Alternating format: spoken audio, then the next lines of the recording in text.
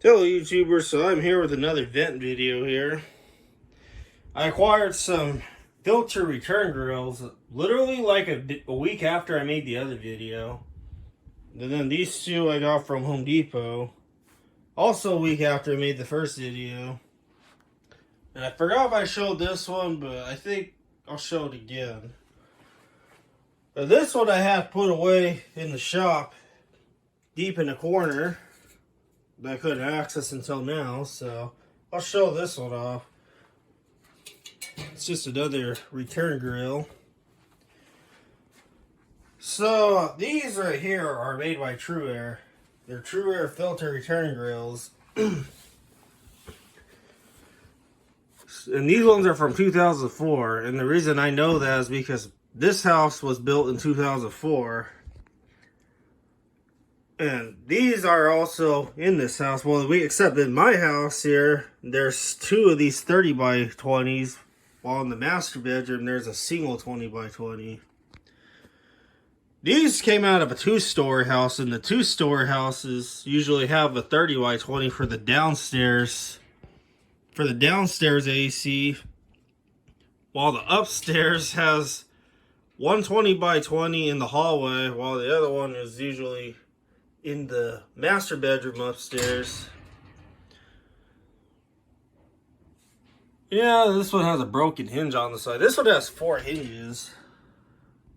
Well, it's broken, but I never really... It's not a big deal here. It's so, as long as these two front ones are on, then we're all good. These ones, there's really nothing wrong with them, except just a little bit of grime on the corners, but... You could just take a magic eraser and take all that gunk off if you wanted to. And oddly enough, they actually got these changed for Everbilts. And the reason I know that is because the packaging was tossed right next to these in the street. And since these are also at my house too, I have filters right here. Brand new filters. Which I've changed them out 30,000 times in this house already over the course, I think, of 14 or 15 years I've been in this house. So just put the filter in. Now, the nice thing about these cheapy filters are they're really never loose. They fit nice and snug in here.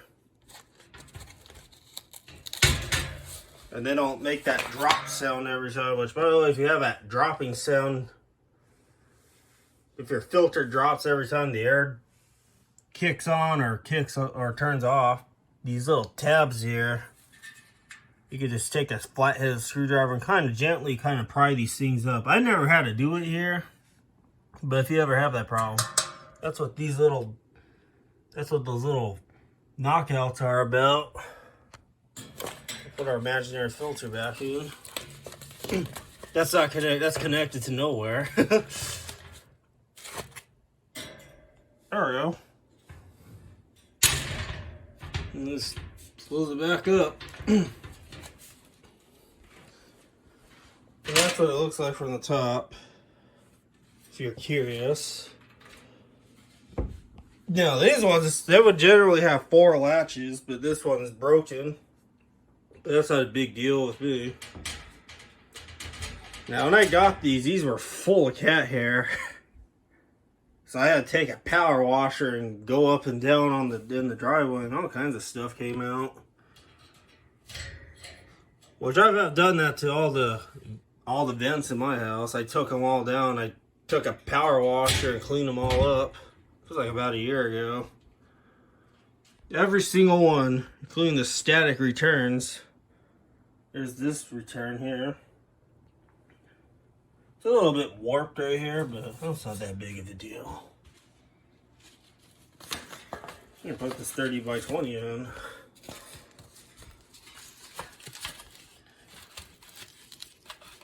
Now, sometimes these 30 by 20s can be a tight fit. More of a tight fit than the 20 by 20s. But it's never usually too much of an issue. Now, the one annoyance I have with these is that you can't detach these. These are permanently riveted right into the frame. And I can speak from experience, these things are a pain in the butt to take down and put back up, especially putting back up, because you have to hold it a certain way if you're doing it alone, which, you know, I have done it alone many times. You have to kind of get a screw started on one side and then do the other side at a diagonal. So this thing's balanced up there so this thing doesn't come crashing down. I know some of these you could detach the actual grill from the frame, but not with these TruAirs. And I'm pretty sure it's the same with the Everbilts. They should really do that. I guess it's too expensive. Just put this back on. And all this white stuff you see here, it's just old silicone that the builders use to seal these up. Which I'm not a huge fan of either, but guess they did it because it's probably part of code. So there's our imaginary filter installed. That's what it looks like from above.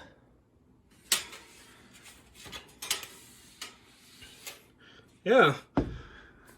There's those, and then there's another 20 by 20. Same thing like that other one. Yeah, I can't believe the prices they pay for these things. I'll probably put the prices of these at Home Depot for the Everbilt brand. Some screenshots. So if you, for the 30 by 20 and the 20 by 20. And we can add up the cost. I can't believe how much they pay for those. Here is a 36 by 6 return grill. And I only paid $2 for this thing. At a used building supply store that's not too far from my house. It's used, but I don't care. Doesn't bother me. $2 for this. I bet something like this would have cost, at least for a commercial grade, at least over $100. Such as Pro Select. I know they're a very expensive brand. Yeah, so the used building supply store is called Stardust. It's only in my area. I don't know. I don't think they don't go outside of Arizona. I just think they have a few locations here in the city. City of Phoenix or Glendale. So there's that. Very fancy. Here is an Everbilt. Just a standard return, not a filter. 20 by 14. And I do notice a slight difference between the Everbilt and the TruAir. And I'll probably put them right up. I know this is not the same exact, but I'm pretty sure the filter returns are probably the same way now. I don't know if you notice these little, kind of these corners here. Like these trapezoid looking corners. This one is more like a square. Well, these ones is more like a trapezoid. They only do that with their returns. I just noticed that like a year ago. Like they changed the design over. I don't know what that's about. Unless it's supposed to stop these things from making that ringing sound when a bunch of airflow passes through. I know that the 30 by 20, at least the one that's in the hall on the other side of this wall here, if you put a new filter, and I know it always has this ringing sound. Never really heard the 20 by 20s make a ringing sound. It's always been the 30 by 20s. Even the previous house I was at, which was in the same development, many, many years ago, the upstairs 30 by 20 would make that same ringing sound. You would hear kind of this type of noise. But I never been bothered by it, but I know it bothers some people. So I don't know if that's what that's about. And then here is one of those 10 by 6s, a 3-way. Now, ironically enough, they have steel, which that's what this one is, and then they have an aluminum one. It's the same everything except it's aluminum. And actually, I'm pretty sure this went up in price recently too, because I believe I paid like $12 for this.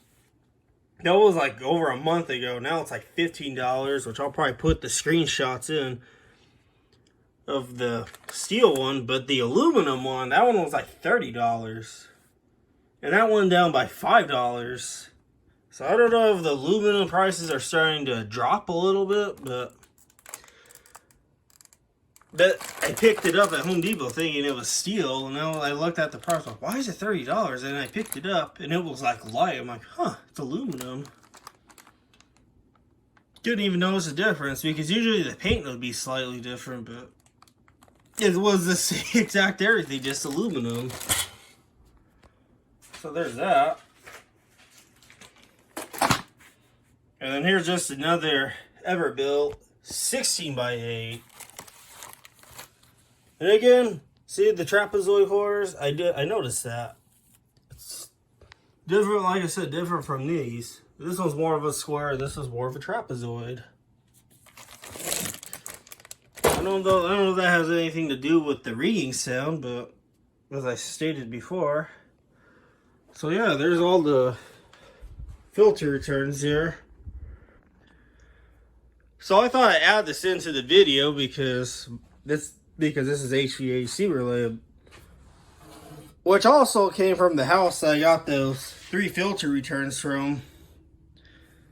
So also a week after I got those filter returns, there were some techs at that house changing one of the units out. And I'm pretty sure this would have been, I think this was the downstairs. And I don't know, I forgot the company's name, but they've done also the house also next to me. But usually they usually take all the stuff and load it in the back of their pickup trucks or trailers, and then they take it to the recycling center. Not this company. They actually leave the stuff out on the curb, and they have a third party come and pick this stuff up. But I always ask them if I could take it, and they don't give me an issue. They just tell me take whatever I want. So I saved this blower motor.